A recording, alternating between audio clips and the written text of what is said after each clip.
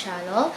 For today's video guys, as you can see the title above, this is going to affordable / drugstore makeup, and yeah, did a glam makeup for you guys right here. This is really wearable and pwede siya gamitin in any occasions. Like, super easy lang to gawin, and all the products that I've used are definitely affordable and makikita siya sa lahat ng drugstore nationwide. So, yeah guys, I don't want to have like a long intro na. I just wanted to hop into the video immediately. Make sure to subscribe. Mag-subscribe na kayo sa YouTube channel ko. Bigyan kayo ng 5 seconds para mag-subscribe. Okay, 5, 4, 3, 2, 1. Okay, nakasubscribe ka na. Yes or no? Yes or no? Yes, nakasubscribe ka na. So, yeah guys, without further ado, let's get on to the video.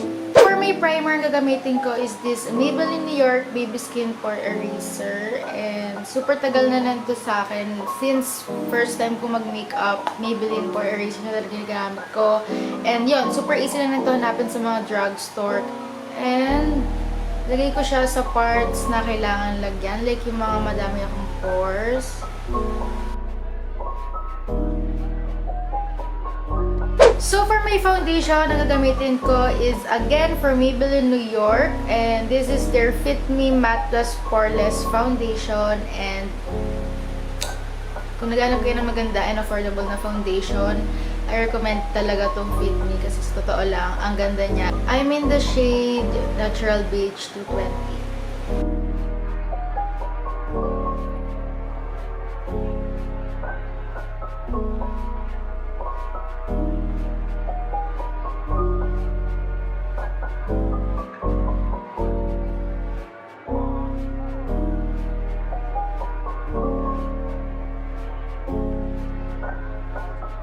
Dami kasi ako nakikita sa mga comment section na super, what do you call that? Super match nung foundation ko sa skin ko.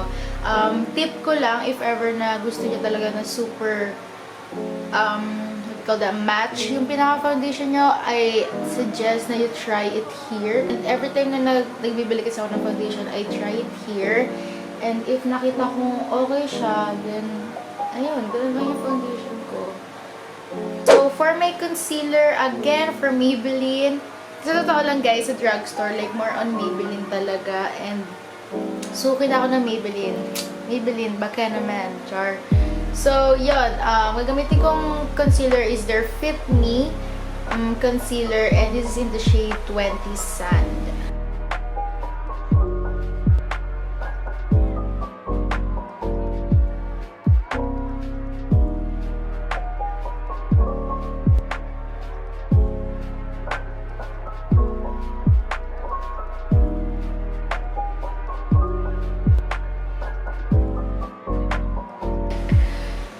Damis ko mag-makeup tutorial. Next na gagawin ko is I'll be like put some translucent powder under my eyes. And yon. Gamitin ko is this one, Ichido. The shade Ivory Glow. They're super affordable lang nito guys. It's 150 pesos lang, di ba? Imagine may translucent powder ka na or baking powder for only 150 pesos. Kaya if I were you guys, pili na kayo ng to, Nichido Final Powder. And bet ko to, every time na nag-pack akong makeup, pack na pack. Seed on my eyebrow. For my brows, I'll be using the EB Advanced Eyebrow Kit. Ito guys, since high school ako, ito na yung ginagamit ko. I love this kasi kompleto na yung package niya. Girl, kapag patalo. Kompleto na siya. Hindi mo na kailangan maghanap pa ng iba. Period. This is like around 200 plus. May ganito ka na. May pang chani ka na din ganun. So yun. Bet ko to. Bet ko talaga siya. So what I'm going to do is I'll be using this shade over here. Ipag-mix ko itong dalawang ko to get the perfect shade na gusto ko for my kilay. And yun, just gonna brush it up.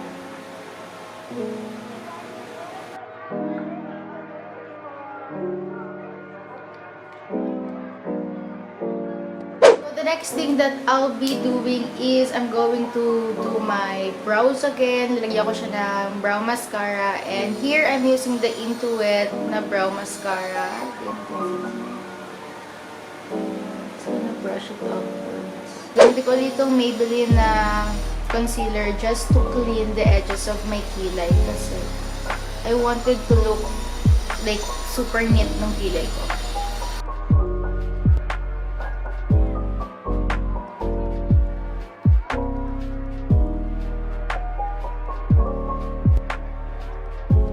My eyeshadow, I'll be using two products using this shade, and this is from Careline, the Blight Face Palette. Transition color for my crease. And what I'm gonna do is I'm just gonna follow my crease para lang magmukhang buhay yung mata ko. And ganyan. Tayo ng itong medyo dark na to. Medyo konti lang naman. As in, konti lang. I'm just gonna make it like medyo shadowy yung eyes ko. Medyo konti lang, guys. Huwag niyong masyadong bonggahan. Gusto ko lang magmukhang masyado. Gamit ako ng concealer just to make simple cut crease. Okay, simple cut crease lang bakla. Pwede nyo din namang hindi lagyan din ng concealer, pero ako kasi mas prefer ko mag-concealer para later on, pag may nilagay akong another thing, mas maganda. And yun, slight lang guys, okay? As in slight cut.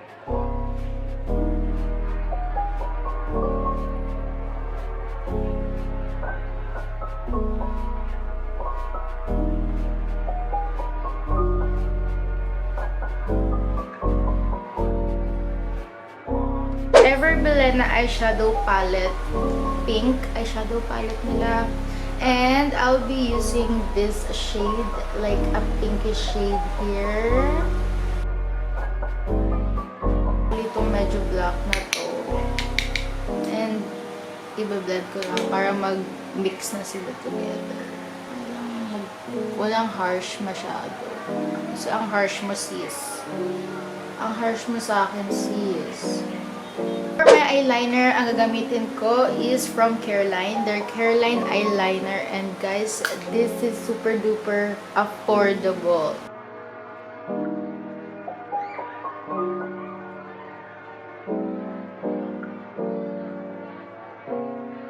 So yan guys, I already did my eyeliner and naglagay na din ako ng falsies. And yung falsies na ginamit ko is from Paul Lash and Dam. Yung ginamit ko yung Dam.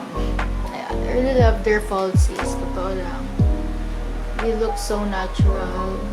Kaya if you're looking for nice eyelashes, guys, I really recommend Paul Lash. So, visit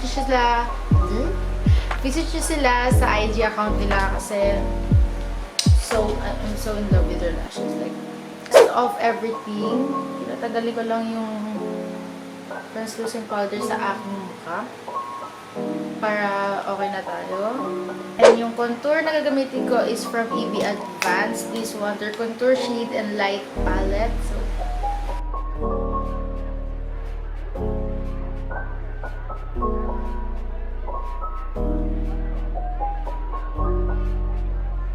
So, magba-blush on na tayo. So, for my blush on, ang gagamitin ko is the Vice Cosmetics na blush, and this is in the shade Beacon.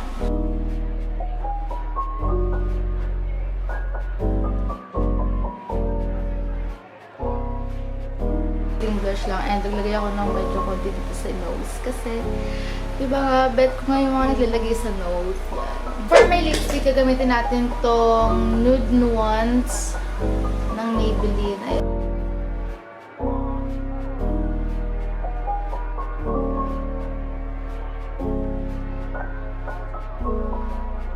Maglagay lang ako ng lip gloss. Ayan.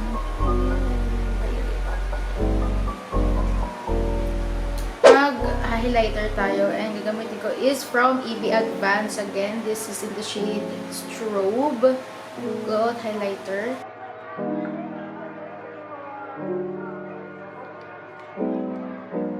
So yeah, this is the final look. of my drugstore slash affordable makeup.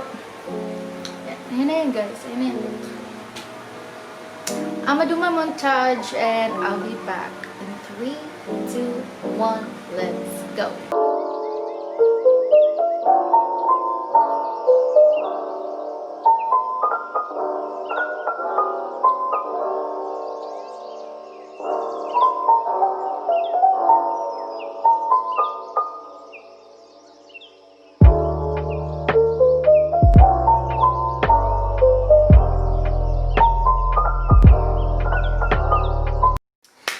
Guys, here's the final look for my drugstore slash affordable makeup tutorial, and I really love the outcome of this look.